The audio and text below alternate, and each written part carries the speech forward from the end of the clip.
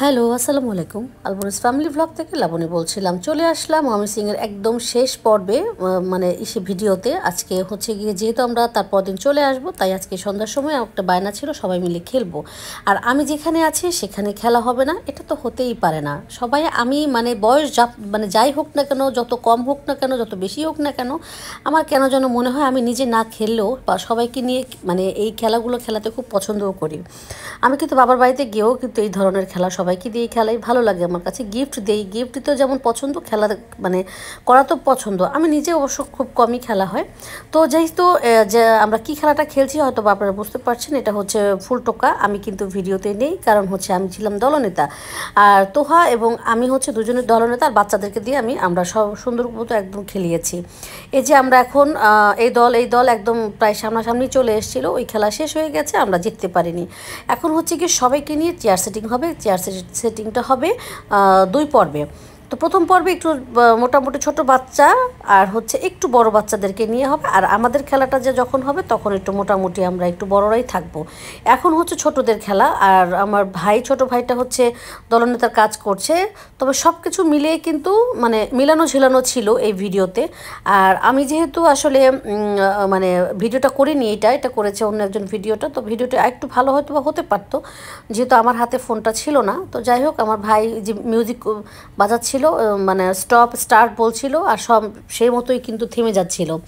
তবে খেলাটা কিন্তু একটু কঠিনই ছিল, কারণ শেষের দিকে একজন মানে চেয়ার থেকে পড়ে গিয়েছিল। আমার আপার মেঝো যে কি বলে মানে ননদ, সে কিন্তু ফার্স্ট হয়েছে, কিন্তু সেই বেচারি কিন্তু পড়ে গিয়েছিল, কারণ একটা চেয়ার ছিল শেষে। বেশ আনন্দ করেছি। আর এই তো এখন আমরা ঘরের ভিতর যে খেলাটা হবে, বাচ্চারা কিন্তু অন্য সাইডে উনো খেলছে, এখন আমরা কার্ড খেলছি। আমি, আমার হাজব্যান্ড, আমার 2 ভাই, আমার ভাইস্তা একজন আছে, তারপর আমার দুলা ভাই, সবাই মিলে কিন্তু আমরা এখন কার্ড খেলবো। আপার বাড়িতে যাওয়া মানেই হচ্ছে রাতে আমরা কার্ড খেলা। আর গ্রামে না একটু অন্যরকম হয় সত্যি কথা, যদিও সব কিছুই ঘরের ভিতরে, মানে এখন তো আর আসলে ওই আগের মতো বাড়িঘর নাই, সবই এখন বিল্ডিং হয়ে গেছে। কিন্তু কি হয়েছে, তারপরও না আমার কাছে ওই আগের যে বাসাগুলো, সেগুলো বাড়িগুলো, ওগুলো কিন্তু খুব মনে পড়ে আপার বাসায়। তো যাই হোক, আমরা কিন্তু বসে বসে যে কার্ড খেলছিলাম, আমাদের কার্ড খেলার পরে কিন্তু এখন আমার ছোট ভাই এবং আমার ছেলে, বড় ছেলে, দুজনে মিলে করেছি কি এই যে পাঞ্জা লড়ছে। এখন আমার ছেলেটা তো একটু হেলদি, আমি ভেবেছিলাম আমার বাচ্চাটা পারবে, সবাই মনে করেছে, কিন্তু না, আমার ভাইটাও ফার্স্ট হয়েছে। আর এটা ছিল বাহাতে সম্ভবত আমার ছেলেটাই ফার্স্ট হয়েছিল, আমার বাহাতে আমার ছোট ভাইটার জোর ছিল না।